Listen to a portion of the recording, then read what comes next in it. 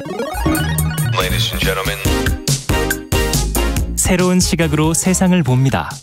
정용실의 뉴스 브런치 뉴스픽. 네, 정용실의 뉴스 브런치 유튜브와 함께 콩에서도 이제는 보이는 라디오로 함께 하실 수 있다는 것 안내드립니다. 콩 앱을 여시고 KBS 1라디오 채널 화면에 있는 아래쪽이나 또 위쪽에 있는 경우도 있죠. 캠코더 모양의 버튼을 누르시면은 보이는 라디오로 유튜브와 같이 화면을 통해서 보고 들으실 수 있습니다. 많이 이용해 주시기 바랍니다. 자, 오늘도 첫 코너 뉴스픽으로 시작을 해보죠. 월요일, 수요일은 이 두 분과 함께하고 있습니다. 전혜연 우석대 개공 교수님 안녕하세요. 네, 안녕하세요. 전혜연입니다. 네, 전지현 변호사님 안녕하세요. 네, 안녕하세요. 네, 앞서 저희가 오늘은 그 한일 정상회담 개최 여부에 대해서 지금 관심이 높아지고 있기 때문에 한번 좀 이 내용을 살펴보도록 하죠. 지금 악재가 연이어 터지고 있는데 회담이 과연 가능할 것인가? 어떤 상황이 지금까지 벌어졌고 양국 정부는 지금 어떤 입장을 표명하고 있는지 한번 먼저 정리해보고 이야기 나눠보겠습니다. 전혜영 교수께서 좀 정리해 주시죠. 예, 도쿄올림픽이 오는 23일 개막할 예정입니다. 현재 알려진 바로는 마크롱 프랑스 대통령이 아마 네. 개막식에 참석할 것으로 전해지고 있고 그렇군요. 다른 외국 정상들의 경우에는 뭐 뚜렷하게 아직 나오는 바가 없습니다. 그런데 과연 문재인 대통령이 일본을 방문할 것인지 예. 그것을 계기로 정상회담이 열릴 것인지 만약 열린다면 지금 한일 관계가 여러 가지 경색이 되어 있는데 예. 그런 문제에 대해서 논의가 될 것인지에 대한 관심이 쏠렸습니다. 그런데 최근 참 돌발 악재라고 해야 될까요? 대형 그렇죠. 악재라고 할까요? 참 납득하기 어려운 일이 벌어졌는데요. 지난 15일 일본 대사관, 주한 일본 대사관이 소마 히로이사 총괄공사가 국내 언론인들과의 간담회를 가졌는데 네. 이 오찬자리에서 굉장히 부적절한 발언을 했다라는 것이 16일 JTBC 보도를 통해서 전해졌습니다. 네. 이 문 대통령의 한일 관계 개선 노력에 대해서 어떻게 생각하느냐 이런 대화가 오건 것 같은데요. 굉장히 부적절한 성적 표현을 소마공사가 사용을 했고요. 일본 정부는 한국이 생각하는 것만큼 한일 문제에 신경 쓸 여유가 없다 이렇게 말을 했다라고 합니다. 이 보도가 나간 이후에 이제 대사 아이보시 대사가 17일 새벽쯤 외교부 기자단에 이메일 내 입장문을 배포를 했는데 네. 이 소마공사의 발언이 부적절하고 매우 유감이고 엄중히 주의를 주었다라고 밝혔습니다. 그런데 이게 과연 그냥 엄중히 주의를 줄 만한 발언인가에 대해서 계속 논란이 일었고요. 그렇죠. 네, 최종건 외교부 1차관이 17일 이 아이보시 고이치 주한 일본 대사를 초치해서 그러니까 불러들여서 해당 발언에 대해서 굉장히 엄중하게 항의를 했고 네. 일본 정부 차원에서 네. 재발 방지를 위한 조치를 취해라라고 요구를 했는데 네. 어제까지에도 사실 일본 정부가 정부 차원에서의 뚜렷한 입장을 내지 않았습니다. 예. 다만 이런 가운데 오늘 오전 예. 한 일본 언론을 통해서 이런 보도가 나왔는데요. 요미우리 신문이 19일 오늘 보도한 내용에 따르면 문재인 대통령과 스가 요시히데 일본 총리의 첫 대면 정상회담이 23일 도쿄에서 열릴 것이다. 그러니까 이제 올림픽을 계기로 열릴 것이라는 전망이 나왔었고요. 네. 또 관련돼서 문제가 됐던 발언을 한 인물 이 소마공사에 대해서도 경질될 것 같다고 보도가 나왔습니다. 그런데 이에 대한 우리 청와대 입장을 보면은요. 예. 박수현 청와대 국민소통 수석의 발언을 통해서 청와대 입장이 나오고 있는데 일단 한일 정상회담과 면담은 아직 결정이 안 된 것으로 전해지고 있고요. 또 공식적으로도 경질 여부에 대해서는 뭐 공식적으로 아직 통보가 온 것은 아니라는 지금 보도가 나오고 있습니다. 네. 그런데 지금 이게 도쿄올림픽이 23일 개막인데 이 개막식에 참석을 하려면 입국을 해서 4일간 격리 조치를 하는 이런 시간이 필요하거든요. 그렇죠. 그래서 아마 같이 가니까요. 예. 그래서 지금 언론 보도가 오늘쯤이면 어쨌든 결론이 나올 것이다라는 전망이 나오고 있고요. 예. 뭐 이런저런 악재가 많았습니다. 일본이 올해 방위백서에서 독도 영역권을 또 주장을 했었기 때문에 정부가 앞서서 또 소마공사를 초치하는 일도 있었습니다. 근데 다만 이 방일 문제가 여러 가지 뭐 상징성도 있고 또 뭐 한일 관계가 좀 풀어야 된다라는 의견도 있기 때문에 여러 가지 여론을 보면서 청와대가 결정을 할 것으로 보이는데요. 그러나 일각에서는 이 주한 일본 공사의 발언이 망언이기 때문에 또 가지 말아야 된다. 이런 여론도 또 심상치 않은 분위기입니다. 네. 자, 그렇다면 이런 상황에서 우리 정부가 과연 노력을 기울여서 한일 정상회담 개최를 이끌어내야 하는 것인지 외교적인 노력이 더 중요한 것인지 어떻게 봐야 될지 두 분 생각을 좀 들어보도록 하죠.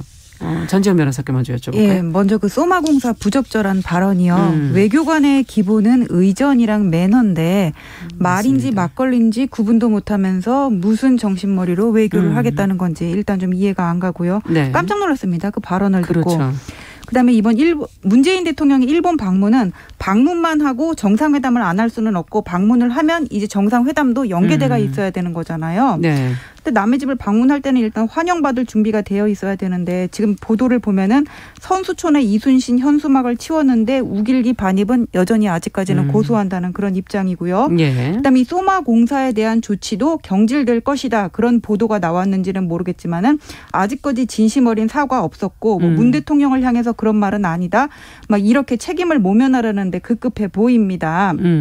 물론 일각에서는 뭐 한일 관계의 개선 유지를 위해서 이 망언에 대해서는 항의를 하고 투트랙으로 가야 된다. 지금 이런 입장이 있는 것으로 알아요. 근데 지금 그렇게 보기가 어려운 게 얼마 전에 마이니치 신문에서 한일 관계 개선을 위한 구체적인 방안을 제시하지 않는다면은 실질적인 정상회담은 뭐 의례적인 회담으로 한정하고 실질적인 정상회담은 어렵다는 취지의 보도가 나온 적이 있거든요. 예. 근데 공을 지금 우리 쪽으로 넘기고 있는 그런 거란 말이에요. 그다음에 정상회담을 하기 위해서는 뭔가 실익이 있어야 되는데 지금 상황에서 소마 공사가 자기가 대표해서 얘기해 준 거 아니에요. 지금 우리나라 관계 개선의 여지에 대해서는 일본은 안중에도 없다. 그런 식의.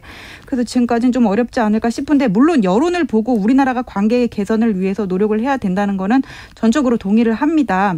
하지만은 이게 과연 지금 이런 상황에서 대통령이 정상회담을 하는 것이 국민 정서에 부합할 것인가 그런 의문이 들고 대신에 어떤 실무자선에서는 계속적으로 합의가 있을 조율은 인정 그렇죠. 계속 이루어질 것이라고 봐요. 보니까는 네. 21일 날 동경에서 한미일 외교부 차관 회의가 있더라고요. 예. 근데 이 과거사 문제에 미국이 직접적으로 개입하기는 어렵다고 하더라도 미국은 지금 한미일 동맹을 트럼프 정부 이후에 바이든 정부에 들어서면서 좀 더 이렇게 신경 쓰고 있는 그런 형국이기 때문에 여기에 대해서 좀 더 느슨한 어떤 합의까지는 이루어지지 않을까 싶습니다. 네. 어떻게 보십니까? 저는 이게 소마공사의 발언도 망언이지만 그 이후에 대사의 입장도 이해할 수가 없다. 매우 유감이다. 엄중히 주의를 주었다. 이렇게 약한 수위로 할 수 있는 발언 수준은 아니었다고 생각을 합니다. 그래서 일본 정부 차원의 사과가 당연히 있어야 된다라고 보고요. 지금 경질설이 나오고 있는데 이 부분에 대해서도 문책성 경질을 반드시 해야 된다. 단호하게 조치를 해야 된다라고 생각을 합니다. 그리고 만약 문재인 대통령이 일본에 가지 않겠다고 결정을 한다라고 하면 아마 김부겸 총리가 대신 갈 가능성도 있고요. 만약 김부겸 총리도 가지 않는다 그러면 황희문화체육관광부 장관이 정부를 대표해 참석할 수 있다라고도 지금 보도가 나오는데 그 부분에 대해서 아마 오늘 청와대에서 회의를 해서 결론을 내지 않을까 이렇게 생각이 들어요. 제가 그냥 좀 조심스럽게 예상을 해보건데 변호사님이 말씀을 하셨듯이 일본이 과연 우리 대통령을 맞을 자세가 되어 있느냐 좀 의문이에요. 지금 송영길 민주당 대표가 18일 뉴시스하고 인터뷰한 내용이 오늘 보도가 됐는데요. 문 대통령이 일본 방문을 하지 않았으면 좋겠다라고 여당 대표도 의사를 밝힌 만큼 이번 사안은 가볍지 않다라고 생각을 합니다. 저는 좀 일본 정부가 한일 관계 개선을 하려면 사실 다른 것보다는 뭐 위안 문제를 비롯한 과거사에 대한 입장 정리 그리고 독도 문제에 대해서도 좀 깔끔하게 정리를 해야 되는데 계속 하지 않고 있거든요. 그래서 정상회담을 한다고 하는데 실질적인 성과가 있을 시에 대한 회의론이 계속 드는 이유가 이번 발언도 문제이지만 그동안 일본 정부가 최근 보였던 여러 가지 태도가 같이 논란이 되고 있는 거거든요. 청와대에서 그런 여러 가지 문제를 검토할 것으로 보입니다. 자, 그렇다면 한일 관계 개선을 위해서 정말 어떤 노력이 필요할까 근본적으로 지금 일본의 노력이 필요하다라는 입장을 얘기해 주셨는데 전지현 변호사께서도 더 붙여주실 얘기가 있는지요? 근데 일본의 노력을 우리가 기다리면서 그 기다려온 세월이 지금 수십 년인데 별로 바뀐 게 없거든요. 그러다가 이번에 2021년 방위백서에 또 독도 영토권 주장하는 그런 입장을 냈거든요. 그래서 이 문제는 한일 두 당사자 간의 관계에서 푸는 데는 한계가 있을 것 같아요. 그래서 미국이라든지 중국, 뭐 러시아 같은 주변 국가들의 외교 관계를 우리가 활용을 해가지고는 이 문제를 우회적으로 들어가야지 일본하고 그냥 직접적으로 정면에서 전쟁하듯이 싸워가지고는 푸는데 한계가 있고 앞으로 좀 영악한 그런 외교가 필요하지 않을까 싶고요. 이번에 문재인 대통령의 정상회담은 어렵다고 하더라도 실무자 차원에서의 그런 관계 개선을 위한 노력이요. 지소미아 얘기라든지 아니면 수출 규제 같은 그런 문제에 대한 협상은 지속적으로 이루어져야 할 것으로 보입니다. 네. 그리고 제가 일본에 한마디 하고 싶은 게 있는데 방위백서 보니까는 앞에 이렇게 표지에 라스트 사무라이라 그래가지고는 이건 제가 지어낸 말이고요. 라스트 사무라이는 사무라이가 이렇게 말 타고 이렇게 칼 들고 있는 그런 그림이 있는 거예요. 근데 이 사무라이는 이제 일본에 없잖아요. 지금 21세기 올림픽 하면서 우길기 반입 아직까지도 하겠다 그러고 언제까지 그 패전국이 20세기에 그때 그 영광 생각하면서 과거에 젖어 있을 것인지 우리나라의 위상도 그때랑은 달라졌거든요. 그래서 사무라이는 이제 라스트 사무라이 마지막으로 넘기고 너네들도 이제 좀 제대로 태어나라.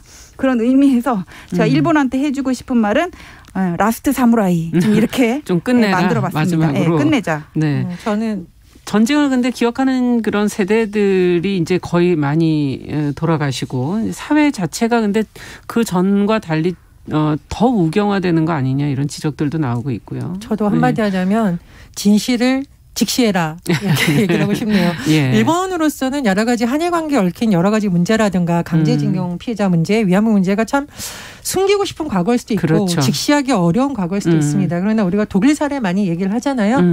진실을 직시하고 사죄하고 그랬을 때 또 세계로부터 여러 가지 호의적인 반응을 이끌어낸 부분을 좀 교훈 삼았으면 좋겠고요. 또 하나 좀 뭐 문재인 정부에서 주의를 하겠습니다만 꼭 당부하고 싶은 것은 위안부 피해 문제는 어떤 협상을 위한 거래를 할 수 있는 문제가 분명 아닙니다. 이건 인권의 문제이고 전쟁 범죄의 문제이기 때문에 일부에서 자꾸 이 문제를 가지고 미래를 위해서 그냥 경시하는 것처럼 하고 있는 건 굉장히 주의해야 된다고 보고요. 미래로 나아가기 위해서는 과거 역사 문제에 대한 정확한 진단과 사죄가 반드시 있어야 된다는 거 다시 한번 말씀을 드리고 싶습니다. 네. 참 쉽지가 않겠군요. 어쨌든 저희도 또 한일 정상회담이 어떻게 되는지 추후에 나오는 보도가 있으면 또 관련 보도 전해드리도록 하죠. 자, 두 번째 뉴스로 가겠습니다. 자영업자들이 지금 벌점 리뷰 때문에 소가리를 하고 있다는 얘기는 저희가 몇 번 전해드렸던 것 같은데 이번에는 광고 업체들이 이들을 또 한 번 더 울리고 있다 하는 그런 지금 내용이 나왔어요. 전지현 변호사께서 관련 내용을 좀 정리해 주시면 어떻게 이 제도적으로 뭐 또 변화를 가져와야 될지 저희 같이 고민해 보겠습니다. 그러니까 이게 별점 리뷰 그런 것 때문에 그런 건데요. 요즘에 식당 가기가 어려우니까 집에서 많이들 재택근무하면서 배달을 시켜 드신단 말이에요. 맞아요. 근데 이렇게 배달 앱 같은 거 검색하면은 내가 돈가스 이렇게 치면은 내 집 근처에 있는 돈가스 집이 한 열 몇 개 쭉 뜨거든요. 근데 그 중에서 어떤 집을 선택을 하세요? 뭐 위에 떠 있는 걸 보통 하죠? 아니 저는 위에 떠 있는 거 안 하고 별점이라든지 그 밑에 리뷰 같은 거를 많이 보거든요. 그뿐만 아니라 뭐 네이버 쇼핑할 때도 많이 봐요. 근데 사실 저 같은 분들이 많아요. 그러니까 이런 것들을 사람들이 참고를 해가지고는 주문을 하는 경우들이 많으니까 별점 리뷰가 어떻게 올라왔는지가 그 영업장의 매출액에 지대한 영향을 끼치는 경우들이 많단 말이에요. 근데 이것 때문에 지금 자영업자분들이 힘들다고 하시는데 왜 그러냐면은 어떤 소비자가 저기 사장님 저 오늘 생일인데요. 치킨 한 마리 값으로 두 마리 주시면 안 돼요. 이러는 거예요. 그런 다음에 말도 안 되죠. 한 마리만 드립니다 해서 갖다 주면은 아니 덜 튀긴 닭을 가지고 왔다 막 이러고 거짓 리뷰를 이런 거 범죄거든요. 리뷰를 이렇게 쓰시는 분들이 있다고 하고요. 그다음에 이게 소비자로부터 받는 고충이라고 한다면은 또 이게 경쟁업자들의 견제가 만만치가 않은 거예요. 요새 우리나라는 특히 이런 자영업자들의 비율이 높다고 얘기를 하잖아요. 다른 나라에 비해서. 그러니까 내가 여기서 지금 돈가스집 하고 있는데 저쪽에 길 건너서 돈가스집 하나 생겼어. 근데 저 주인이 내가 잘 되는 거를 되게 막 시샘을 하는 거예요. 그러면서 저 집 돈가스는 진짜 고기를 안 쓴대더라. 예를 들어서 그렇게 해가지고는 거짓 리뷰를 올리는 경우도 있다고 하고요. 가장 심각한 거는 뭐냐면은 그 앵커께서 말씀하셨던 그 대행업체에 의한 건데 이런 게 다 있었군요. 네, 이거를 일일이 이렇게 소비자들이 자발적으로 별점을 올리고 리뷰에 이렇게 의지를 하는 건 한계가 있으니까는 사람들이 월 100만 원 넘게 이렇게 대행업체에다 주고는 이런 거를 맡긴다 그래요. 맡기는 데가 있다 그래요. 근데 이 대행업체에서 이 집 메뉴들을 꼼꼼하게 먹어보고 뭐 분석을 해서 그런 것들을 올리는 게 아니라 이게 뭐 어떤 배달된 이력은 있어야 되니까는 허위로 이렇게 배달을 받은 것처럼 그렇게 빈 상자 받은 것처럼 그렇게 해놓고 이 집은 제대로 알아보지도 않고 돈가스 집인데 와 파스타 진짜 맛있더라 이렇게 글을 올리기도 하고요. 그다음에 매장에서는 밥을 먹을 수가 없는데도 홀이 정말 넓어요.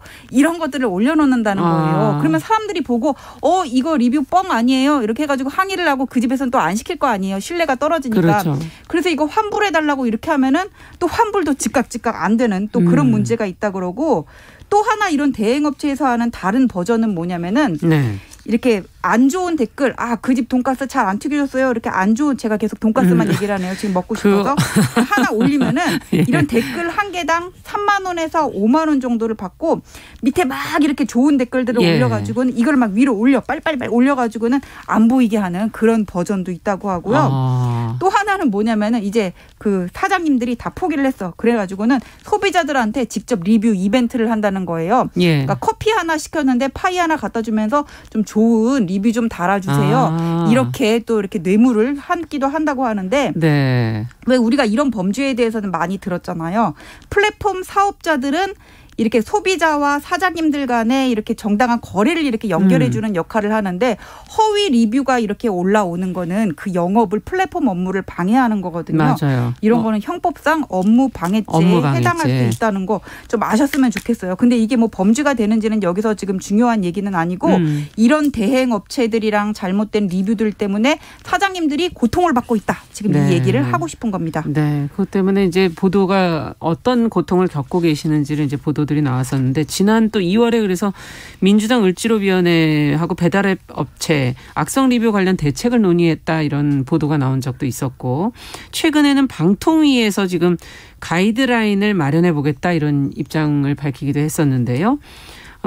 이 플랫폼의 어떤 영업 방식, 이 별점을 달게 해서 그걸로 평가하는 그 영업 방식을 뭐 근본적으로 좀 개선해야 되는 거 아니냐 하는 그런 목소리들도 있어서 어떻게 보시는지 어떤 제도적인 그런 보완들이 필요하다고 보시는지 두 분 말씀을 좀 듣고 싶습니다. 그러니까 플랫폼 기업들이 일부 자정 노력이라든가 이런 걸 하겠다고 발표를 한 적은 있습니다. 예를 들면 허위로 자꾸 그런 글 쓰는 거. 예를 들면 뭐 이물질이 안 들어가는데 이물질 들어갔다는 식의 이런 소비자 가련해서 서비스 이용을 뭐 차단한다던가 아니면 점주들이 악성 리뷰에 따라서 반박 댓글을 달게 해주겠다. 이런다든가 이런 방법이 있는데 최근에 방송통신위에서 발표한 내용이 이거보다 조금 더 강화된 내용입니다. 그러니까 정보통신법 개정안을 마련을 했는데 의무화하겠다는 거죠. 의무화. 자율적으로 알아서 해라 이게 아니라 예를 들면 계속 그런 정보가 올라오는데 이건 분명히 과장됐다. 그리고 기만성이 명백하다. 그리고 이것이 어떤 소상공인들에게 굉장히 큰 손해 발생이 예상된다. 이런 경우에는 그 정보가 계속 유통되지 않도록 즉 계속 소비자들에게 노출되거나 퍼지지 않도록 숨김 처리를 하는 조처를 해야 된다는 것이거든요. 그런데 저는 이 법은 꼭 필요하다라고 봅니다. 지금 소상공인들이 너무 이 부분 때문에 고통을 겪고 있기 때문에. 분들도 계셨잖아요. 최근에 왜 이제 새우튀김 사망 사건 논란도 있었잖아요. 맞아요. 그래서 플랫폼 업체에 대해서 일정 부분 의무를 부과하는 부분이 필요하다고 생각을 하고요. 또 하나는 저는 이게 소비자들도 좀 본인의 얼굴이나 이런 것이 노출되지 않는 특성 때문에 너무 이 별점을 악용하는 사례가 많은데 별점 권력, 별점 테러, 심지어 별점 노예라는 말이 나오고 있는데 이게 음식 배달뿐만 아니라 요즘은 우리 택시 부를 때도 플랫폼 많이 활용을 하잖아요. 그런데 그 택시 운전자들에 대해서 하는 것이 너무 자의적인 게 많다라는 겁니다. 예를 들면 나는 클래식 음악 틀고 싶은데 왜 트로트 틀어놨나요? 별점 테러. 근데 이건 사실 모르잖아요. 얘기를 해주기 전까지는. 그렇죠. 그래서 어떤 플랫폼에서는 모 채널의 클래식 방송을 틀어라고 고지까지 해줬다는 거예요. 하도 이런 악성 테러 글이 많아서. 예. 그러니까 이게 소비자 입장에서 여러 가지 뭐 안전이라든가 친절도를 하는 데 있어서 유용한 정보인 측면도 있지만 기준 자체가 너무 자의적이다 보니 방통위에서 이번에 만든 내용을 보면 매뉴얼을 좀 만들어야 되는 거 아니냐 이런 그러네요. 의견이 그건 나오고 좀 있거든요. 필요할 것 같네요. 그래서 이런 부분에서 노력이 좀 많이 필요하다고 보고요. 참고로 제가 아는 분이 초밥집에서 아르바이트를 했는데 네. 이분이 제일 무서워하는 게 별점 테러라고. 아르바이트를 하셨는데도. 그렇습니다. 아르바이트생이 불친절하다. 아르바이트생이 배달을 한 적이 없는데도 뭐 그렇게 뭐 리뷰가 달린 적도 있고요. 전문 예. 업체에 배달을 맡겼는데 또 이런 요구가 온다는 거죠. 저는 연어 초밥을 좋아하니까 10개 다 연어 초밥으로 주세요. 근데 이 세트 메뉴는 가격의 특성상 그렇죠. 특정 생선만을 넣어서 초밥을 만들 수가 없다고 아무리 양해를 해도 불친절하고 기분 나쁘다. 해서 별점 테러 이렇게 되는 경우가 있다는 겁니다. 그래서 소비자도 이런 부분에서는 좀 생각을 해보고 내가 다는 별점이 누군가에게 좋은 정보일 수도 있지만 예. 누군가 식당 업주에게는 테러가 될 수 있다라는 거 좀 생각을 했으면 합니다. 네. 지금 말씀해 주신 것처럼 매뉴얼을 만들어야 된다 이런 얘기를 해 주셨고 아까 익명이기 때문에 그렇게 자유롭게 별점 테러를 하게 되는 거 아니냐 하는 지적 속에는 또 그러면 그것을 실명으로 하게 할 수 있느냐 하는 그런 문제도 생각해 볼 수도 있을 것 같고요. 어떻게 보십니까? 전지현 변호사께서는. 근데 이 실명은 이런 리뷰뿐만 아니라 인터넷에 그냥 댓글 실명제 도입을 하자는 얘기는 지금 계속 와 있었던 그렇죠. 것 같아요. 근데 잠깐 아까 그 택시 라디오 말씀하셨잖아요. 제가 예. 생각이 났던 게 뭐냐면은 옛날에 이제 시험을 4일 동안 봤어요. 사법고시 같은 경우에. 그때 이제 고시촌에서 택시를 하나 불러가지고 가는데 이 아저씨께서 클래식 음악을 틀어주셨으면 좋겠는데 그 트로트를 트셨어요. 나는 이제 그걸 틀고 가면서 이제 가서 시험을 봤죠. 네. 근데 그게 이게 삼바의 연인같이 삼바 계속 이거 울리는 거 있잖아요. 그래서 난 시험 볼 때 계속 생각이 났었거든요. 그래서 그런 특수한 경우에는 좀 택시 기사님하고 미리 합의를 해야 될 것 그렇죠. 같고. 얘기를 하셔야죠. 예, 네. 평소에는 각자 좋아하는 음악이 다른 거는 좀 참아줄 수도 있지 않을까 좀 맞아요. 그런 생각이 드는데 이 문제는 뭐냐면은 그냥 단 일반적으로 그냥 그 상식적으로 해결을 하면 될 것 같아요. 만약에 그 리뷰를 허위로 달았으면은 이거는 업무 방해가 되는데 네. 또 이거랑 또 대비되는 개념이 또 악성이잖아요. 정말 그렇죠. 이 사장님 가게에서 파는 초밥에 문제가 있어가지고는 초밥이 상해서 단 댓글도 있을 수 있는 거잖아요. 그런 것들이 전부 문제가 될 수는 없다고 봐요. 근데 다만 이게 정도가 좀 심하고 어떤 영업에 정말 지장을 미칠 수 있다. 그런 정도의 상한 연어 초밥이 왔다. 이런 거는 좀 심각한 거잖아요. 그럼 일단 사장님한테 그 플랫폼 업주가 좀 나서가지고는 전후 사정을 듣고 이걸 통지를 하고 그렇죠. 여기서 해명 기회를 주거나 맞아요. 아니면 이 댓글은 사실관계가 밝혀지기 전까지는 예. 삭제까지는 아니라고 하더라도 이렇게 좀 안 보이게 할 수는 있을 것 같아요. 네. 그다음에 이제 사실 확인을 하고 당사자 간의 어떤 뭐 중재를 이렇게 추진을 예전에는 한다거나. 주로 그런 거였지 않습니까? 전화를 해서 서로 의견을 얘기하고. 예.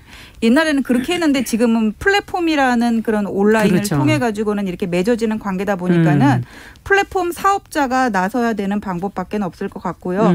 또 이게 방통위 개정안에도 들어가는데 이런 문제가 생기면은 원스톱 피해 구제라고 해가지고는 어떤 사법적 그 행정적인 절차까지는 지원해 주는 그런 것들을 도입하겠다고 하는데 네. 이게 만약에 그 점주가 사장님이 진짜 억울하다면은 여기에 대해서는 구제를 받을 수 있도록 그런 법적인 절차 지원을 좀 하는 그런 시스템 마련이 필요하지 않을까 싶고요. 네. 또 이런 것도 있더라고요.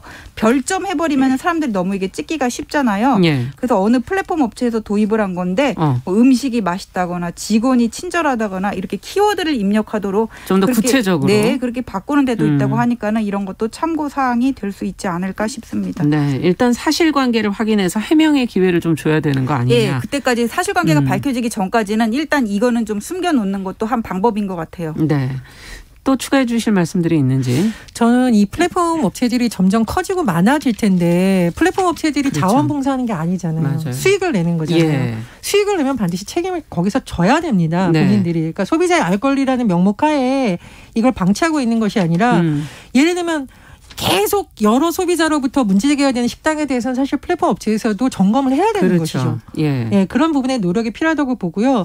지금 과거에 플랫폼 업체에서 부동산 사업을 하면서 부동산 중개 같은 걸 하면서 허위 매물 때문에 굉장히 비판 여론 받은 적이 있어요. 그랬었죠. 근데 그때도 우리는 모른다 하다가 비판 여론이 커지니까 지금 보시면 확인 매물 네, 그런 노력을 하고 있거든요. 그래서 앞으로 이런 부분에 대해서도 한쪽으로는 소비자 알 권리를 위해서 한쪽으로는 소상공인의 보호를 위한 대책을 플랫폼 업체가 좀 더 촘촘히 만들어야 된다고 봅니다. 네, 플랫폼 사업자가 그 수익에 따른 책임을 최소한은 해야 되는 거 아니냐. 점검이 필요하다 이런 얘기를 해주셨고요. 끝으로 전지현 변호사께서 지금 우리가 음식에 한정해서 얘기를 했는데 요새 플랫폼 사업의 범위가 점점 넓어지면서 맞습니다. 아이들 등하굣길 뭐 라이딩이라든지 네. 가사 노동을 도와주는 분들도 이렇게 플랫폼 업체를 통해서 연결이 되는데 이분들도 이제 별점이 있다 그래요. 근데 보면은 과중한 일을 시켜놓고는 그거를 이제 거부를 하게 되면은 별점 테러를 하고 거기에 뭐 딸기 주스 안에서 뭐 침 뱉은 맛이 난다더니 이런 것들을 올리는데 그렇게 되면 또 이게 시급이 달라진다 그래요. 이분들이 업체에서 받게 되는.